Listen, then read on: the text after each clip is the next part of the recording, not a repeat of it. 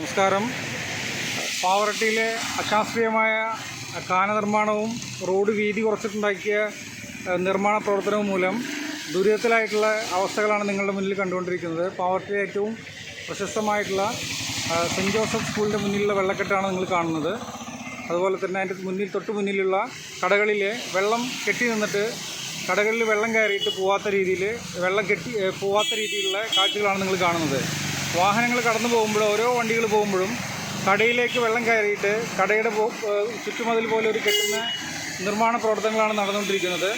ഇത് അധികാരികളുടെ നിരവധി പരാതികൾ കൊടുത്തിട്ടും ബന്ധപ്പെട്ട അധികാരികളോ ജില്ലാ കളക്ടറോ അല്ലെങ്കിൽ പൊതുമരാമത്ത് എക്സിക്യൂട്ടീവ് എഞ്ചിനീയറോ ആരും തന്നെ നടപടിയെടുക്കാത്തതിൻ്റെ ഭാഗമായി കരാറുകാർക്ക് അനുകൂലമായ രീതിയിലുള്ള പ്രവർത്തനങ്ങളുമായിട്ട് മുന്നോട്ട് പോയതിൻ്റെ ഭാഗമായിട്ടാണ് സാധാരണക്കാരായിട്ടുള്ള ആളുകളും വ്യാപാരികളുമാണ് ഇതിൻ്റെ പരിണിത ഫലം അനുഭവിച്ചുകൊണ്ടിരിക്കുന്നത്.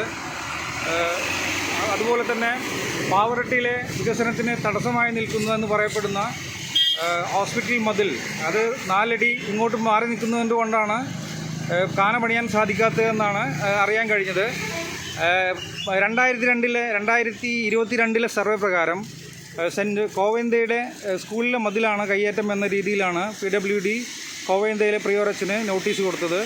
അതുമായി ബന്ധപ്പെട്ട് കയ്യേറ്റക്കാരല്ലാത്തതുകൊണ്ട് കോവയന്തയിലെ പ്രിയോറച്ചൻ CMI സഭയുമായി കൂടിയാലോചിച്ച് മുനിസിപ്പൽ കോടതിയിൽ കേസ് കൊടുത്തതിൻ്റെ ഭാഗമായിട്ടാണ് ഇവിടുത്തെ നിർമ്മാണ പ്രവർത്തനങ്ങൾ നടക്കാതെ നിർമ്മാണ പ്രവർത്തനങ്ങൾ നിർത്തിവെച്ചിട്ടുള്ളത്.